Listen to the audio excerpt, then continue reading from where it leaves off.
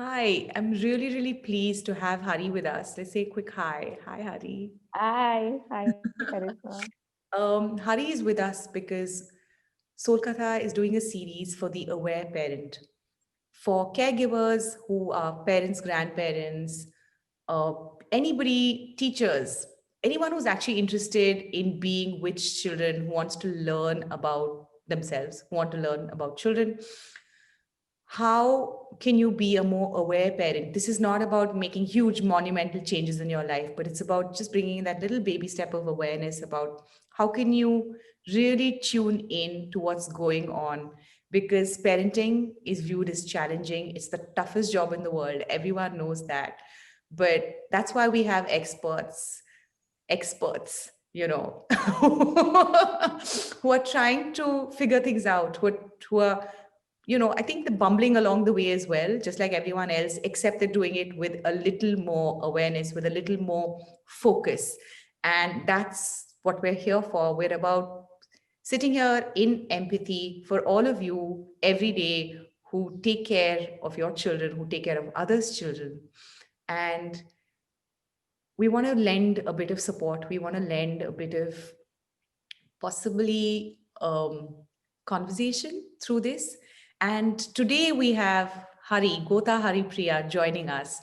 She is an engineer, but she's now a family coach. So the engineering world has long left her, and that technical analysis has now been brought into what is this child thinking?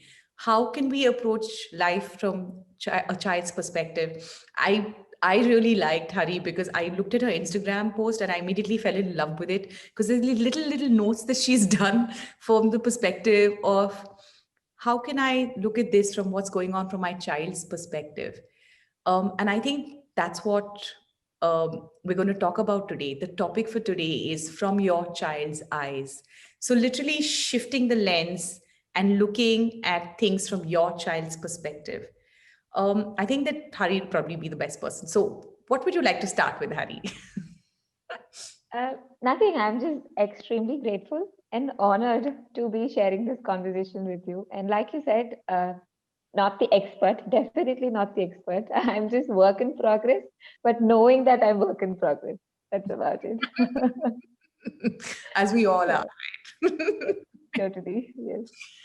um, what do you think of living lives from like what? How did you get the idea of putting, these little posts up from a child's perspective? How did that come about? Yeah, so I've always been very fascinated about how a child thinks, how a child feels, what goes on in their tiny brain. This, I would say, this is very organic. Being an engineer, I was doing that, and then I became pregnant. And life has these ways of teaching us things. So even before I had my child, a few years before I went through a life crisis, I would say, and then I to got into questioning a lot about what is life, what is this, why am I suffering so much, and all those things. And then I came across Buddhism, Zen, all those things, compassion. So that was already part of my life, and I come from a very religious family. So I was questioning a lot of religion, and then I got into spirituality. So many aspects are already happening. And then when I became pregnant, I knew that I wanted to do things differently than what I was seeing around me. So that's when I started researching, reading, and then I came across respectful parenting. And I totally fell in love with that concept of treating your child like how you would want to be treated, like just like another soul, complete whole human being with just a smaller body. So that totally blew me away. And then from then I started reading more, researching, and then along with along with my child, I was growing also. So whenever I used to look at him, I used to think, what must he be thinking? What how he must see this world, and then that's how those tiny notes started happening. Yeah. Which is beautiful, because one thing I forgot to mention to everyone who's watching is that Hari is actually going to relive all those moments again, because she's been blessed with a beautiful little baby girl who's only 1 month old. So she's going to be, Yeah, looking at life and reliving. And I guess you're going to be doing this entire beautiful journey again from a different perspective, probably, right? totally. Yeah, because two children are unique and different, and I'm really looking forward to all the life gyan that is the child is going to throw at me. I also Yeah. want to say that, you talked about the life crisis. And for people who are watching, I want to point out that everyone has struggles, everyone has crisis and pain. But when I'm speaking to people and they say, "Hey, I had that turning point," it normally begins with pain, right? It begins with Right. some pain, and it's how we channelize this pain into something positive or just something that we withdraw into ourselves with or don't want to share, or, it becomes us. But we can take this pain, you can take this pain, and and channelize it into something else, into something more positive. It's painful, there's no doubt about it, pain hurts. But it can move us to something more positive, like you're speaking about, Hari. So Yes. um when someone does that, what do you think changes for them when someone starts to view, their their child as a complete whole human being and starts thinking about it from their point of view? What changes? Like, can you tell us from your perspective or from people you worked with? Yeah. So what changes is that you become more calm. You kind of uh, th- you lose a lot of control in the situation. You stop controlling the other person. So when you see somebody as your equal, you start treating them equally. You start respecting them, and then there's this beautiful relationship that forms. There is no hierarchy. Like I'm the parent, you're the child. There is, this distance goes away, and then you're like this. You're just equal, and then from that blooms a beautiful relationship. And when the relationship is beautiful, everything else in life falls into place. Like, you want your child to be more obedient, you want them to be more cooperative. None of those things come into the picture because now you're just dealing with another equal. So you just have to communicate, and then life just keeps happening for you. uh, that's how perspectives, how it shifts for us. It shifted for us, and yeah, it's been great. And even with people I worked with, they constantly keep getting back to me with feedback saying, now we have such a beautiful bonding. My child is more loving, I'm more loving. There's so much love in the house, we're so much more peaceful. Yeah. So That's wonderful. That sounds almost out of a storybook. So, okay, so let's step into, say, someone's house, and that right. person is just struggling to, say, get that child into the house to have lunch, right? Okay, okay. My own Right. perspective, but also Okay. when you come at it from, I need to get you to do this at this time, you Right. know. So what happens when this perspective changes? Because you said that when you treat them as an equal, immediately they become cooperative. And for people who are watching this, they're like, is it really that effortless? Can it be that effortless? It's not like it's okay. So let me be clear. It's not immediate because, like all relationships, this also takes its own time. The child needs to start trusting you again. So it keeps building, but we keep moving forward. So every day we make progress. And one day when you look back in retrospection is when you realize, oh my God, yeah, we had that kind of a relationship. Now we have this kind of a relationship. We've come a long way. So it happens in retrospection. And like you asked me, what do you do with a child who refuses to come inside the house to have lunch? Okay, so it's not about that one particular incident. So it's about the kind of trust and relation, the connection that you have with the child. So when you're already focused, that you're centered. When my child is hungry, my child is going to come and ask for food.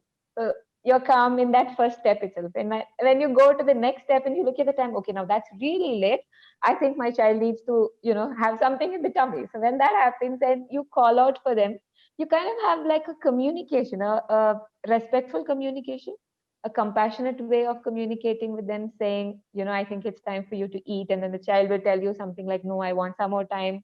And then there's this beautiful negotiation that happens between you and the child, and then you come to a middle ground, and then that's how you take it forward. This is the ideal way it's supposed to happen, but it happens. We keep learning also. Not like every day we are this kind and compassionate. There are times when we lose our cool also. So I need to keep mentioning that because otherwise I come out as this huge Zen person, which is not true. I'm very normal, imperfect parent who learning along the way. Yeah. Beautiful. So first is build that relationship slowly, take little steps, and then you'll realize that over a period of time, you'll be able to see a change. And then being able to actually speak to the child as one. And I see this with this is what my 3-year-old tells me. He says, Amma, you call me for lunch, then I'll tell you 10 minutes. Okay. Then you you know then Amma, you call me for lunch again, then I'm going to say 5 minutes, then you have to wait, then Amma, you call me for lunch again, then I will come in for lunch. Oh my God. Process for me. So this is what I have to do. And then he Right. will come in, because Yeah. he has decided that this is the way it's going to work. And I guess probably by then he's actually hungry also. Like, I'm so hungry. I mean, Right. when Good. I decide that, this is going to happen, and you're right, there's no perfection because some days, he's over the bend. He's already so hungry. Sometimes Right. I'm over the bend. I'm like, can you please come and eat? You know, and I, Right now. I want now. I can't wait. yeah, That kind of thing.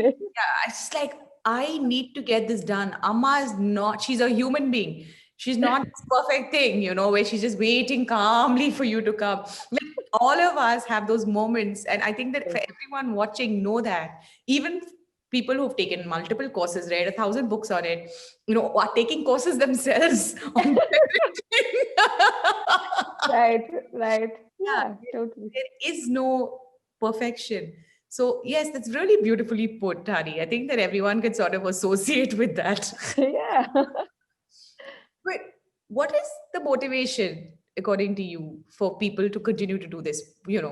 Why should they do this? Because it takes so much time and effort, and it's just so much consciousness that goes into it, and it's very difficult for people to do that. They've got so much stuff going on. you know, they've got to get them True. ready, they have to bathe them, they have to brush them, they have to feed them. There is so much going on. Right. So, what do you think? One is, what do you think they should do? Like, what can change in that process? And two, why should they do it? Beautiful questions you have, Karishma. Seriously. Okay, so first let's talk about why we should do it. Okay, because somehow during the toddler phase, which is the very early stages in parenting, let's say from 1 year to 7, 8 years, is when we have a lot of power struggles going on. So that is when we feel like, oh my God, will my child ever grow up? Will they stop needing me so much and stuff like that? So at that moment, what motivates me personally is that I look at parenting as something long term. Like, how would I want my teenager to see me? How would I want my teenager to talk to me? How will I want my child to connect with me after they are getting married, after they have their own children? So I look at parenting in the long term, and I feel that what I do today is what will come back or will reflect in our relationship later on. So these early formative years I see as a beautiful gift for me to show them the kind of relationship they could have with their children and they could have with me also ultimately. So that motivates me that will I be okay if my child gets into trouble and doesn't want to tell me, will I be okay with that? No, I will absolutely be not okay with that. I will want my child to tell me, the first thing that, okay, I've screwed up. I'm in shit, loads of trouble. I want you to help me. So when I want that to happen, I should be the safe space for them to communicate. So that starts today. I can't just suddenly, one day call them when they're 11 years old and tell them, see, from today, okay, we'll just have this beautiful relationship. I can't do that. It's not going to work like that. So I that motivates me to have a true, authentic, honest relationship with my child.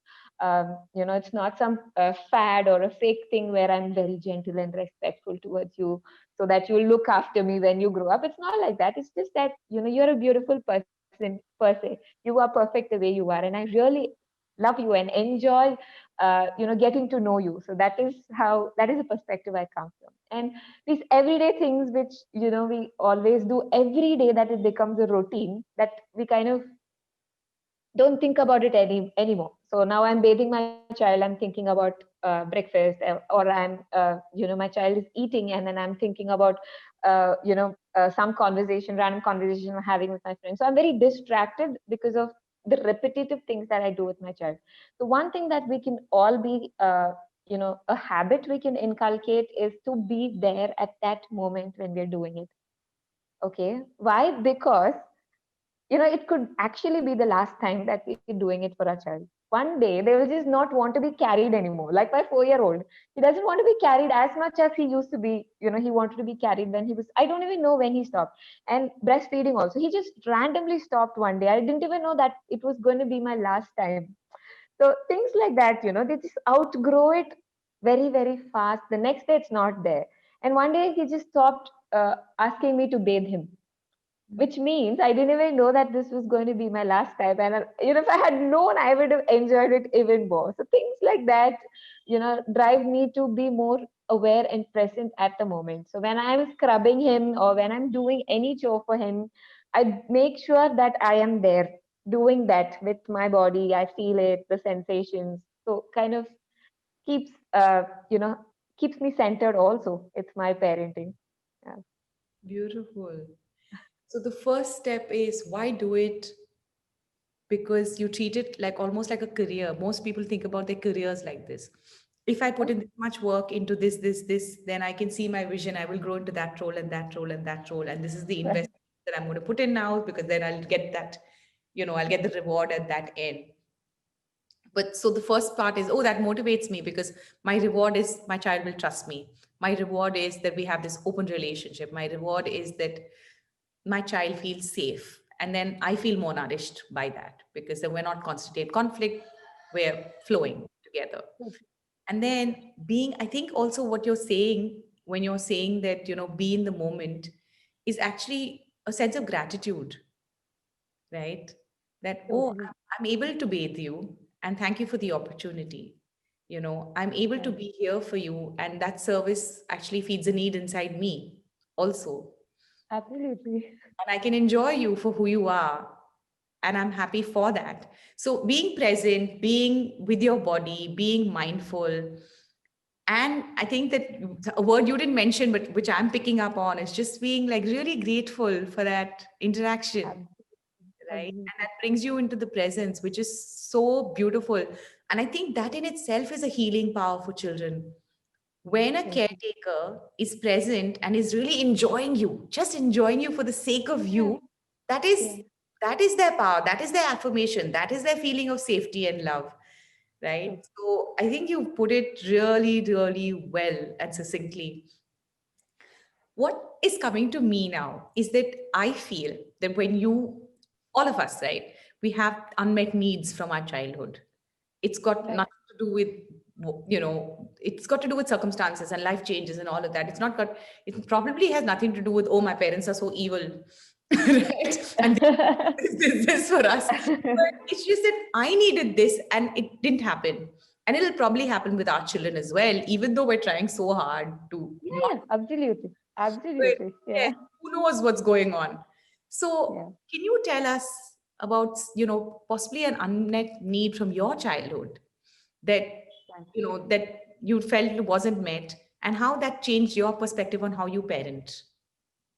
And Okay. See, I told you have these beautiful, beautiful questions which nobody would have even thought of. Okay. So um I'm thinking, so I'm this person who's very fair, who thinks everything should be just. Somebody who who likes justice a lot. Everything should be just and not equal, but just fair and just. So I think that need of mine was unmet when I was young. Between me and my sibling, I used to be preferred, not him. I used to be more preferred than him. So I kind of felt that was not okay. Okay. So they had to treat both of us equally, and they somehow treated me a little higher. So that meant I was lesser noticed. Not that I was noticed a lot, but since I was doing well academically and being a good girl came naturally to me, I was somehow put differently than my elder brother. So that equation felt very you know unfair to me. So then, now I grew up, and then from that space, also a lot of my parenting, you know, motivation comes that, I want to be fair. I want to be just, I want to be honest. I want to be, I want to treat all children should be treated equally. So all these things come from that. And that shifted a lot in the way I treated my son and with the way I see the other children in the world also. That's a big motivation for me to talk to parents about how they should treat their children, because they are also equal human beings with the same, insight that we have. So how fair is it that they're treated lesser? There's a huge injustice that's been done to our children. So yeah, that's how an unmet need translates into what I'm doing today. And when you talked about parents not being evil, I see this as, I chose to be born to this, to my parents. I chose it. They didn't choose me. I chose to be born here because of what I wanted to do with my life. So I came through them so that I could pick up whatever I had to pick up and then take it forward. And my child chose me for whatever reason because he wanted to take this forward. So I believe in the theory of evolution where we keep evolving spiritually also. So from one generation to another, we try to heal or make it better. So that's how I see this. And so when I look at my parents, I don't see them as, oh my God, how could they do this to me? I just see that as something that has been passed on from the previous generation. So when I try and break one habit, one small habit, one particular small thing, it goes back to so many generations and it goes forward to so many generations also. So they we have put so many fancy names to this, calling them generational trauma, intergenerational trauma, healing, and all that. But I just see it as, you know, uh, my child will be a better parent for the next generation, and then they will just keep improving on from this. And I see that my parents have actually done a much better job than the previous generations. They have been more aware. They have given me so much of knowledge about so many things otherwise people wouldn't talk about at home. So we talk a lot about spirituality at home, which is not a lot of what happens in the ordinary setting. So we keep moving forward. That's how I see it as. Yeah. Beautiful. So your unmet need translated into helping others, and these constantly unmet needs, actually this restlessness, this longing, this sort of, you know, this desire, or even the pain factor in that sense, actually leads to a more positive giving forward, and I guess helps us heal Definitely. and change Yeah. perspectives and move on from there, which is really lovely. Because I also think that this perspective of equality that you brought up is, it's not just about how you feel about it, it's about how the relationship affects. Like if you have your son, and for 4 years he was a single child, and you have 3 children over to come and play, if you see him, if he sees you, sorry, discriminating, between 4 of them, then he will learn to discriminate also. So But when you treat all of them the same way as any guest, in India we always have this Atiti Devo Bhava, like treat the guest mm, as God, and you treat them, on par, equally, or even slightly give them preference because they've come to visit your home, then your child also develops that sense of generosity, develops that sense of fairness, right? Which you're correct. literally modeling. So well done, Hari. Thank you, Garishma. It's a joint effort. Um, it was not just me. I would, the well done will go to all the people who have helped me see this. All the relationships that I found safety in, I found comfort in, I found unconditional love in, they are my models, which I'm just giving to my child. So, like how we all, I'm pretty sure you also believe in this, that there is one central energy and we are all just, playing with that energy, giving, taking, giving, taking, giving, taking. Yeah. I'm just wondering, sometimes I think when you think about a child and you think about their perspective, it's two things for me. One is, okay, so can you say a dog is coming and Right. there's a 2-year-old child, you know, Okay. how do you translate that? Like, so you can see that the child is visibly anxious because of the non-verbal skills as well as the verbal. It's probably not formed, but there is some verbal skills. So how do you differentiate between the non-verbal and the verbal? And Mhm. how does that translate in your head? You know? Okay, so it's not a process that happens, but when I see an anxious child, uh, I feel anxious too. So then I do what I would need when I'm anxious. I will need somebody to hold me. I will need somebody to tell me that it's okay.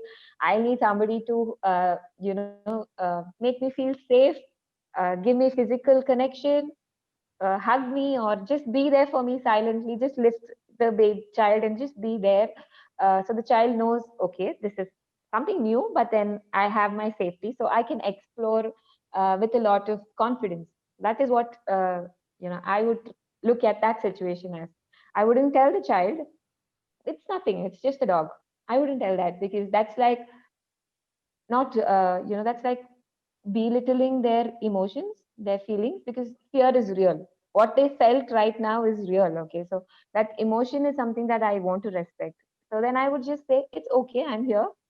We can go closer if you want, or we can just stand here and observe, or if you want, we can go inside the house also. So all options are open in that situation. That's really amazing, because I think that a lot of people end up intellectualizing, right? Like Yes. if they read a note or translate a child's feelings into what they think, then you're like, okay, now how do I get this child to get better? How do I use this as a moment of strength? But in Ah, true, true, right? true. It's Yes, like, how yes. did you assume that this child is doing that? Maybe the child is not doing that, right? It's an intellectual exercise. While you're saying, no, actually, it's just a instinctive, like almost, and I don't want to use instinct, because a lot of times instinct comes from conditioning also, but what would I have liked? And maybe that, what would make that child feel better in that moment, because I want to validate their feeling Yes. rather than and rather than just say that, invalidate it, be like, no, it's okay, whatever you're feeling is fine, like, Yeah, because it's very interesting, because somehow, all these life, little things that happen every day, we somehow make it into moments of teaching the child, of making into something. Okay, now I'm going to teach my child to be more brave. How can he be scared of a dog? What if, we extrapolate to 20 years? Okay, not all adults are scared of dogs, mm, right? Maybe I was scared of a dog when I was, 18 months or 2 years, but today I'm perfectly okay around dogs. mm, And somebody who has been okay around dogs as a child is now terrified of dogs, yeah. which we are perfectly okay with, by the way. As an adult, you can be scared of anything, but when it comes to a child, the child should be, brave and courageous about everything. That's how, how Absolutely, I hypocritical. totally agree with you. When an adult says, oh, I can't do this, I can't eat that, then it's rational. You're like, oh yes, you know yourself. But when a child says, oh, I can't do that, I don't want to be here, then you're like, no, why not? You have to do everything. Try everything. Yeah. See, this is what I'm telling you, that, how unfair and unjust we are to children. Mm. Yeah. Yes. And you had another interesting question about verbal and non-verbal communication. It's so fascinating for me that as parents, we give so much importance to the verbal communication. Suddenly, all this, Instagram, or I don't know, sudden awareness about how we talk to children. There's this book about how to talk to children so they listen and all that. So maybe because of that culture of I want to talk better, which is absolutely okay. I'm pro positive communication also, but something that we miss a lot is the subtle non-verbal communication. The way our face changes because of the way we feel inside. This child, from the time it's born as an infant, it's been looking at our face to understand the language. Okay, so this child is very, very attuned to the way our face changes. Not just that, for the more mystical ones who believe in energy also, I believe that children are very, very attuned to energy, that they can sense our intentions, that they can they can feel what we feel.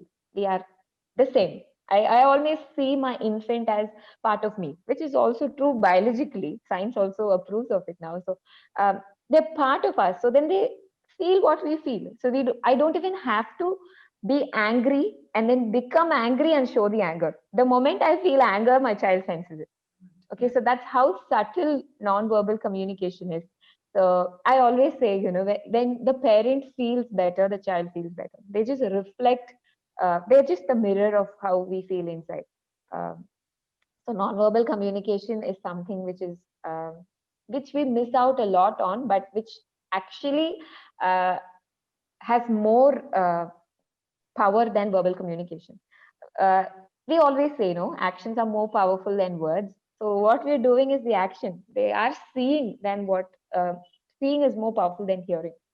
I think So for every I, caregiver who's watching, I think you've really listened to what Hari's saying, because in my own life, I found that to be true. I had a dear friend of mine whose child was really sick for a very long time. And we had this conversation about, it's like, is it really worrying you? And she's like, yes, it's really, really worrying me. I am down and out, and this child is just getting worse. I said, okay, maybe we stop worrying and we start thinking about, positivity and saying, maybe you'll get better. And you change the energy around the house, you change your energy, and you believe she's going to get better. And literally within 2 days, she gets better. And there's no communication, there are no words exchanged, right? There's just that energy which she senses from her mother, and the baby correct. gets better. Right, obviously it's not as simple as all of that, but there's so many beautiful positive stories that you hear about how something changes and there's no words exchanged, right? Yeah. um yeah, we use language because if we both sat here silently and did an energy exchange, nobody will watch. Nobody would understand. They'll be like, what is I'm, going on? Right. though I'm pro exchanging information like that, I totally appreciate that. But for people to understand, it's Yes, for you and we have to me, it communicate. would be satisfying, but yeah, We but come we come out as a couple of quacks who are just sitting. What am I doing here, man? yeah, Okay.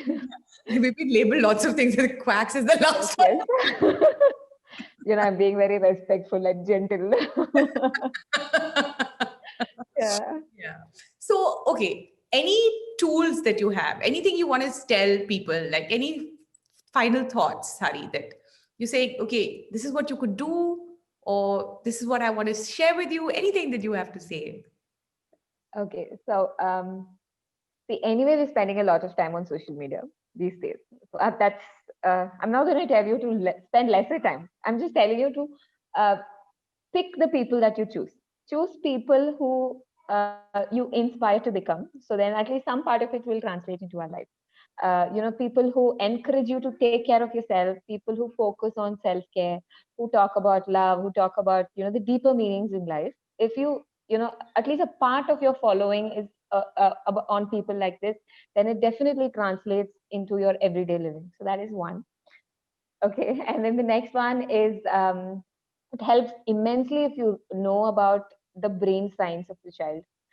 Because when you know what is happening in their head, it kind of becomes easy for us to have lesser expectations on them, to understand them better, and to give them a lot of space to be whoever they want to be, simply because we understand that this is not possible for them. How do you Okay. recommend that people understand more about their brain size? Any book or any I think the Whole Brain Child by Dan Siegel is really good. Whole okay. I'll Brain put that Child. below for everyone who's Yeah, watching. sure, sure. That I have found to be very fascinating. But even otherwise, normal, just a normal article will do wonders. Just a normal Google search Or will just do watching amazing. Oh yeah, just following me. Yes, please follow me. following it. Just follow Hari, you know. Yeah. Okay, and then keeping in perspective that this is a very small space in the entire picture. Always look at the big picture. That when suddenly one day you feel like I cannot continue like this another day. When you think, we have those moments of like, oh my God, when are my children going to grow up? During those days, just keep in perspective the bigger picture. That this is a very, very, very small space in their entire lives. They're going to live for, let's say, 75, 80 years, and these 1 or 2, 3 years is very small compared to the rest of the journey that they're going to have. So Beautiful. that's all. I actually have one more thing to ask you, Because a lot of people think that, it's too late for me, you know, Um, right? So I want to say, even to parents who are, 80, 90 years old and who have a particular pattern of relationship with their child, or even teen moms who feel like they're so overwhelmed with, they yes, don't just don't, there's too much going on, there's yeah. just too much going on. Right across the age spectrum, what do you think? You think that there's still hope? Like, do you think that, there's something that still change? Yeah, definitely. That's the beauty of humanity, right? We have so much hope from that moment onwards. So I this is a quote by Maya Angelou. She says, till you know better, you are doing something, and that's absolutely okay. But when you know better, we start doing better. So the moment you want to do things differently, that's the moment you begin. You don't say, oh my God, anyway, so many years have gone by. What's the point? I wanted to start a fresh slate. Anyway, so many years have gone. What is the point in me, bettering our relationship? It actually makes a huge, huge difference. That I observed with my own, in my own experience with my mother. So she used to be a very primitive disciplinarian. And then gradually she shifted to a more empathetic and respectful person. And that happened only when I was in my teenage. Okay, so but now we have a beautiful relationship. So it's just so nice to watch, that transition. So any day you begin, the child starts responding any day, even when you're 80 and your child is 60, and when you're 60 and your child is 40, any day you just pick up your phone and say, see, I've been thinking, just wanted to apologize. And then you just see a beautiful relationship forming between them. Okay, so even I know of so many people who in their deathbeds have reversed relationships. So any day is a good day to begin, but the earlier is better. I really think we should end it there, because just this beautiful spark of energy which has just flown through, Okay. everyone, everyone can feel that vibration being like, yes, I can make a difference in the small little things. And I think that everyone should also just keep in mind Hari's thing of a conscious diet from social media. We can choose something positive, something that inspires us, or we can choose something that, gets us down. We don't even realize it. We can, maybe certain hormones are triggered from the gossip channels, but it's, it's exciting for a little bit, but does it really inspire us? Does it take us to the best version of ourselves? So, and then keeping the big vision in mind, whether you're on your deathbed or whether you're just, very, very young, A new mother. what Yeah. to do with another being. You're a tiny being yourself. And everyone in between, for the late mums who've been like, what, I don't even feel like I fit in into my birthing class because, I'm 20 years older than everyone else. Hey, it's okay. Look at the bigger vision, look at what your child needs and what you need from your child, and then form that beautiful relationship from there. So I think you've hit it, Hari. You've talked about, from a child's eyes, and how Thank you. I think that will inspire people to sort of I hope. so Definitely, this conversation has inspired me so much. So thank you. So yeah. this is the beauty when things are equal. I didn't come to you looking up, or you didn't come to me coming down. We just had a equal, conversation going, and then we go back feeling equal and nourished and energetic.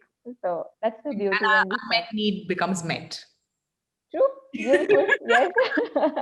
Yeah, this is a good example of conscious social media exchanging, right? Yeah, interaction, totally. Good exchange. That's really beautiful. I hope everyone who's been watching has as much gratitude. I will put Hari's details below.